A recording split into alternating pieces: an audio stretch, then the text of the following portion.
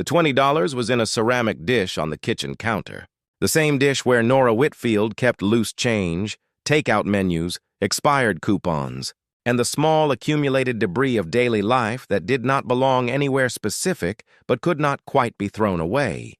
It had been there on Monday morning when Conchita Reyes arrived at 7:30, as she had arrived every Monday, Wednesday, and Friday morning for 15 years, letting herself in with the key Nora had given her in the second month of their arrangement, back when Nora was still learning to trust the rhythm of having someone else in her home.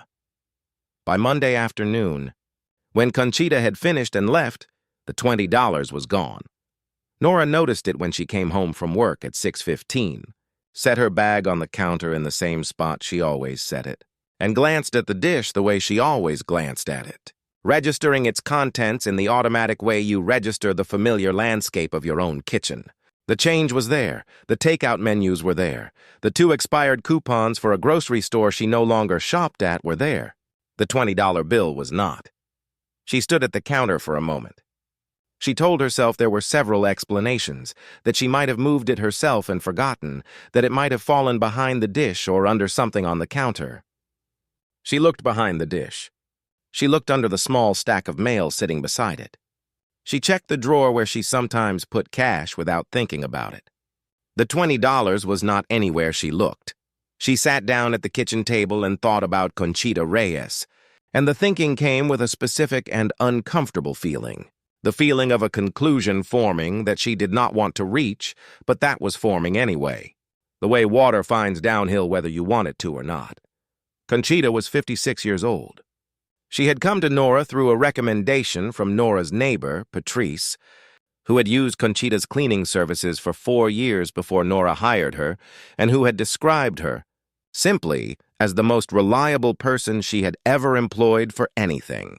Patrice had said this without preamble and without the usual qualifications that recommendations carry, without the small hesitations that suggest someone is shaping their endorsement around what the other person wants to hear rather than what is simply true. She had said it the way you say something you are certain of, and Nora had called Conchita the next day. In 15 years, Conchita had never broken anything and not said so. She had never failed to show up except once, 2 years into the arrangement. When her daughter had been in a car accident and Conchita had called at 6 in the morning to explain and had offered to reschedule at Nora's convenience, which Nora had found at the time almost excessively conscientious for a situation that clearly warranted no explanation at all. She had never asked for more than her agreed rate, though Nora had given her a raise 3 times over 15 years, each time with the faint guilt of someone who understood they were paying below what the work was worth and was making a partial correction rather than a full one. She had also, now apparently, taken $20 from a ceramic dish on the kitchen counter, and this fact sat in Nora's chest with the specific heaviness of something that wants to be a conclusion before it has earned the right to be one. Nora sat with the discomfort of this for the rest of the evening, moving through dinner and a television show she did not actually watch, and the specific restless movement of a person who has a decision pending that they cannot resolve by thinking harder about it. She went to bed without resolving anything. In the morning, she called Patrice, not to report anything specific, but to think out loud with someone who knew Conchita, who had a longer perspective on the situation than Nora's own 15 years. Who had been the one to introduce them in the first place, and whose judgment of character Nora had always trusted. Patrice listened to the whole thing without interrupting, which was how Patrice listened to most things. Her patience, one of the qualities Nora most valued in her. When Nora finished, Patrice was quiet for a moment, and then said what Nora had been both hoping and dreading someone would say, which was that she had never known Conchita to steal anything, that in 4 years before Nora, and presumably in all the years since Conchita had worked for other clients across the neighborhood, she had never heard anything that would support that kind of accusation from anyone, and that she thought Nora should talk to Conchita directly before drawing any conclusions at all. Nora thought about talking to Conchita directly. She thought about it through all of Tuesday, replaying the conversation with Patrice, reminding herself that the absence of evidence against Conchita across 15 years should mean something, That the logic of the situation and the logic of the person were two different logics, and she needed to hold both. She thought about it through Wednesday morning. When Conchita arrived at 7:30, the same as always, setting her bag by the door and asking Nora how she was with the same easy courtesy she always brought. And Nora found that when the moment came, when Conchita was actually in the kitchen, setting down her bag and reaching for the cleaning supplies she kept under the sink, the cleaning supplies she had reorganized 3 years ago so they were easier to access, and that Nora had simply accepted because the reorganization made sense, Nora could not quite make herself start the conversation. The accusation felt in the moment of potential confrontation, both necessary and impossible, the way confrontations about money almost always feel, particularly between people whose relationship has never required this kind of territory before. She waited until Conchita had been there for 20 minutes, and then she said, as neutrally as she could manage, that she had noticed some cash missing from the dish on the counter, and she wanted to ask if Conchita had seen it. Conchita turned from the cabinet she was cleaning. Her expression was not guilty, was not what Nora had braced herself for, which was some version of caught, some small collapse of composure that would have confirmed everything the conclusion forming in Nora's mind had been building toward. It was something else, something more complicated than either guilt or surprise, a specific quality of stillness that Nora would think about for a long time afterward. Conchita said she had not seen it, that she had not touched anything in the dish. She said it simply, without elaboration, without the performance of outrage that some people would have offered, and that would have made the conversation easier in one way and harder in another. She simply said she had not taken it. Nora said she understood, and then, because the $20 had been in the dish on Monday morning and had not been in the dish on Monday evening, and the only person who had been in the house between those 2 points was Conchita, Nora said something she had not quite planned to say, but that came out anyway, shaped by the logic of the situation she was standing in. She said she was going to have to let Conchita go. The silence that followed this was not long, perhaps 5 seconds, perhaps slightly less. Conchita looked at Nora for a moment with an expression that Nora could not fully read, could only register as containing something that was not anger, but was something adjacent to it, something in the territory between dignity and pain. Then she nodded once. She picked up her bag. She put the key to Nora's house on the kitchen counter, in the same dish where the $20 had been, with the same care with which she put anything down. She walked to the door and she left. Nora stood in the kitchen after the door closed. The house was very quiet. She looked at the key in the dish. She felt with a precision that surprised her that she had just done something she could not entirely justify, even from inside the logic that had produced it, and that the feeling of having done it would not resolve quickly. She was correct about this. The feeling did not resolve quickly. The day after Conchita left, Nora found the $20. It was in the pocket of a jacket she had worn the previous Monday, a jacket she had pulled out of the closet that morning without thinking about it. And when her hand went into the pocket and found the folded bill, she stood in her bedroom holding it for a moment before the full weight of what it meant reached her. She had put it in her pocket herself. She had no specific memory of doing it, but she knew, with the certainty of someone who knew her own habits, that she sometimes moved cash from the dish when she was heading out, tucked it into a pocket against some anticipated need, and forgot about it until the pocket was checked again. She had done this before.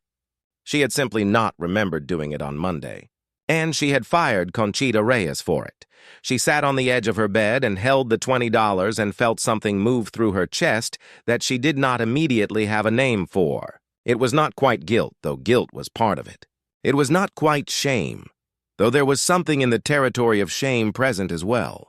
It was something more specific and harder to manage than either of those. The particular weight of having acted on a conclusion before the evidence that conclusion required was actually in front of her, of having done a real and concrete thing to a real and concrete person on the basis of reasoning that had felt. At the time, completely airtight, and that had turned out to be simply wrong. She had been certain, and the certainty had been the problem, the way certainty sometimes is when it arrives faster than the situation actually warrants. She had fired Conchita Reyes, who had worked in her home for 15 years and had never once given her a reason for this kind of doubt. Over $20 that had been in her own jacket pocket the entire time. She found Conchita's number in her phone, the same number she had called twice across 15 years when she needed to reschedule. The number she had never called just to check in or to say something that was not about logistics. The number she realized, holding the phone and looking at it, had represented the entire outer boundary of their relationship for 15 years. A practical number for a practical arrangement that had never been asked to carry anything more personal than a request to come at 9 instead of 7:30. She called it now, standing in her bedroom with the $20 bill still in her hand. It rang 4 times and went to voicemail. She left a message, speaking carefully, saying that she had found the $20 and that she owed Conchita an apology, and could Conchita please call her back. Conchita did not call back that day. She did not call back the following day either. Nora sat with this, with the silence on the other end of a message she had left and that had apparently been received and not answered, and understood for the first time something about the specific quality of what she had done to Conchita. Not just the false accusation itself, but the manner of it. The way she had not asked Conchita to explain or offered any possibility of a mistake having been made, had simply stated a conclusion and acted on it, and handed Conchita's key back to her in a ceramic dish. On the 3rd day after the voicemail, Nora was in her kitchen at 7 in the evening when she heard a knock at her front door. A knock with a specific and measured quality, unhurried but deliberate.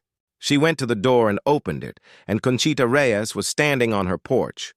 She was not dressed as she usually dressed when she came to work, the practical clothes she wore for cleaning, but in the way she apparently dressed when she was going somewhere that mattered to her. A dark skirt and a blouse, her hair pinned back neatly.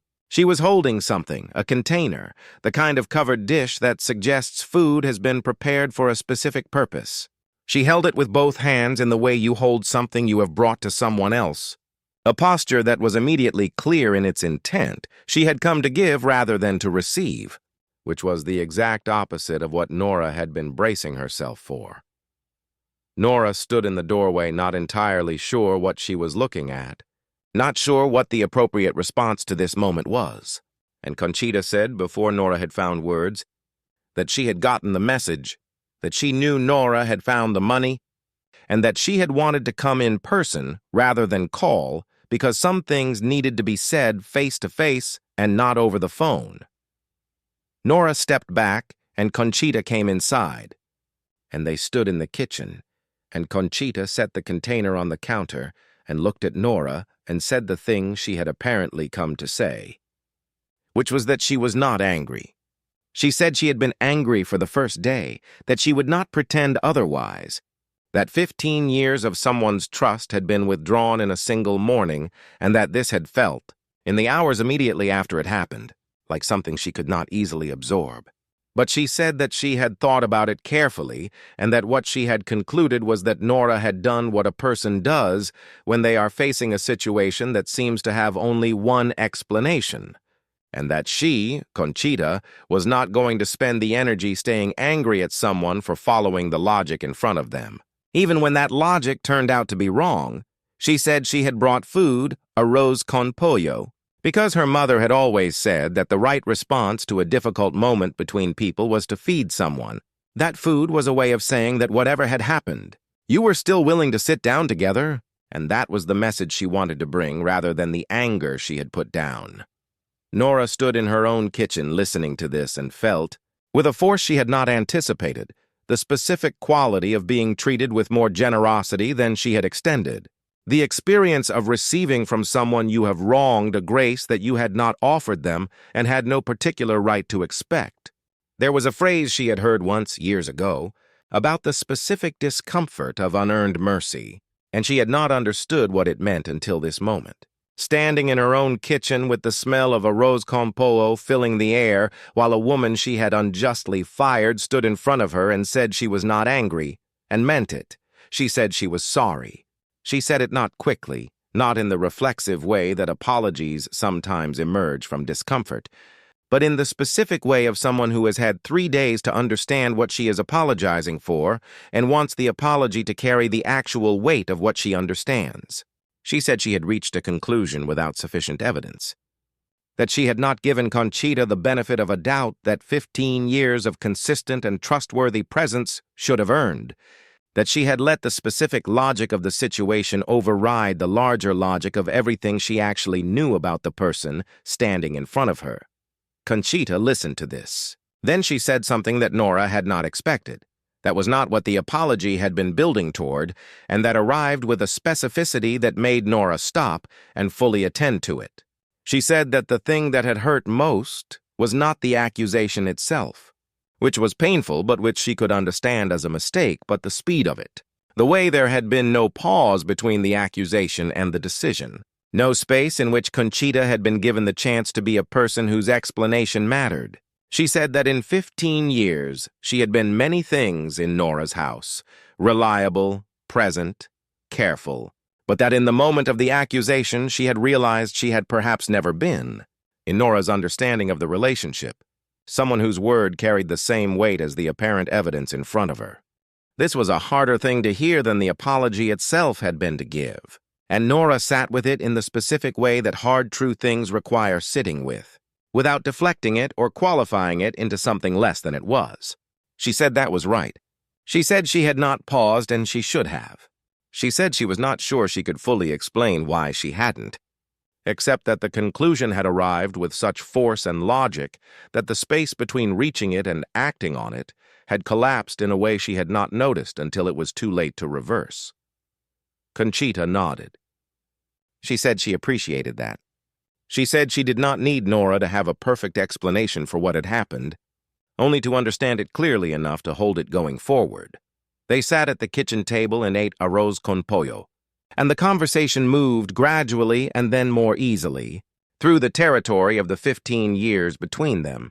Things they had never talked about because the relationship had not previously required that kind of talking, had not created the kind of opening that this evening had created by virtue of everything it had already required them to say. Conchita's daughter, who had finished nursing school 2 years earlier and was working at a hospital on the east side of the city, who had called Conchita the day she was fired and had wanted, in the way of adult children who know their parent has been wronged, to do something specific about it, and whom Conchita had asked to wait. Nora's mother, who had been in assisted living for 3 years and whom Nora visited every Sunday, who had been a difficult and demanding woman for most of Nora's adult life, and who had become, in her 80s, simply old and frightened, which was harder in a different way. The small and substantial details of 2 lives that had been adjacent to each other for 15 years without ever becoming fully visible to one another, finally becoming visible over arroz con pollo at 10 o'clock on a Wednesday night. It was nearly 10 o'clock when Conchita stood to leave. The kitchen table cleared, the dish rinsed. The conversation having gone where it needed to go and arrived somewhere that felt not exactly resolved, but honest in a way that honest conversations that cover difficult ground sometimes feel when they are finally done. At the door, she paused and said one more thing. Said it in the careful way she said most things, without elaboration, but without softening it either. She said that she had decided to come back, if Nora still wanted her, not because the situation had been fully resolved or because the thing that had happened between them had been erased, but because 15 years of something real was worth trying to continue, and because she believed, based on the conversation they had just had, that Nora was someone who had understood what had happened in a way that was genuine rather than merely convenient.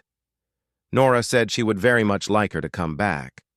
She said it and meant it in a way that she had not.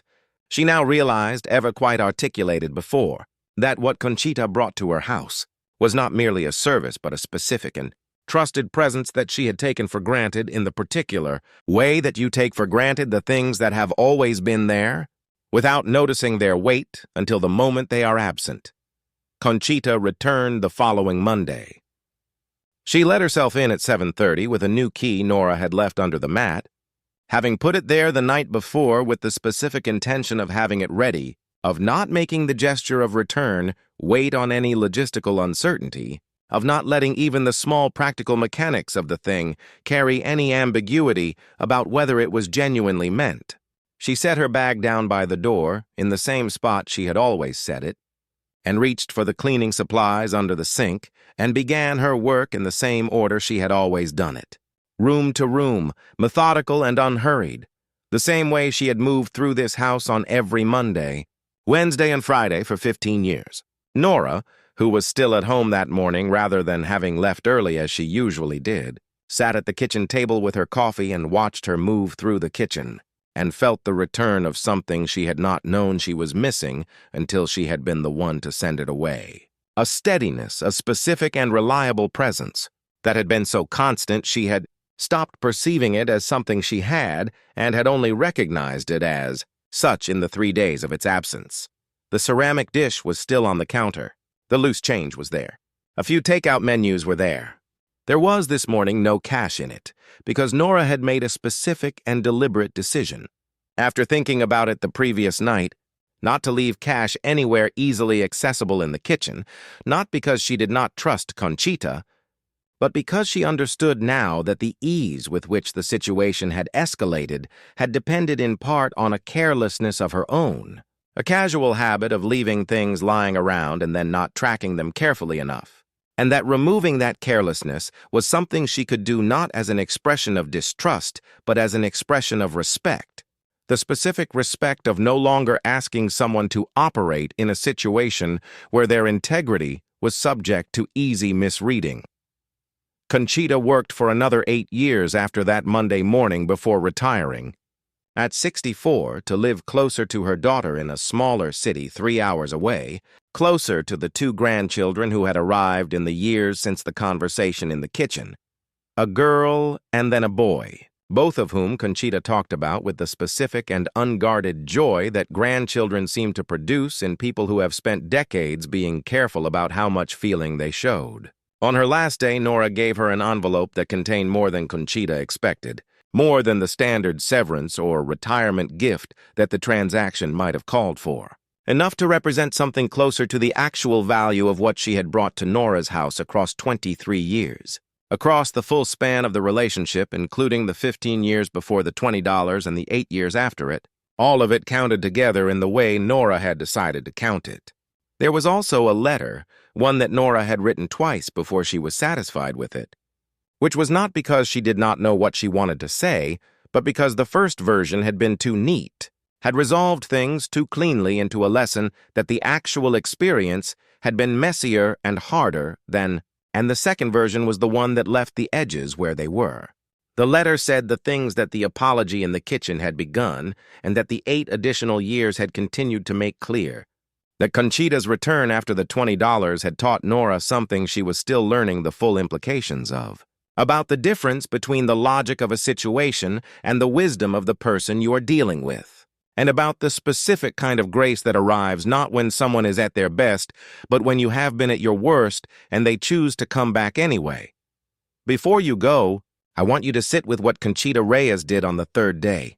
She did not call. She did not send a lawyer's letter. She did not take to the kind of public accounting that the situation in a certain reading of it might have warranted. She cooked a meal and brought it to the door of a woman who had just fired her over something she did not do. And she said she was not angry, and she told the truth about what had hurt most. And she sat down to eat with the person who had wronged her, and she came back the following Monday. This is not a story about forgiveness as a passive thing, as something that simply happens when enough time passes. This is a story about forgiveness as an active and deliberate choice, a decision made not because the situation deserved it, but because Conchita had decided, carefully and on her own terms, that what was worth continuing was worth the effort of continuing it. Tell me in the comments, have you ever had to choose between being right and being the one who comes back? Tell me what that cost you. And if this story made you think about someone in your own life, someone you have wronged or who has wronged you, carry that thought somewhere useful today. Subscribe and turn on the bell. The next story is coming. Thank you for watching all the way to the end. I will see you in the next one.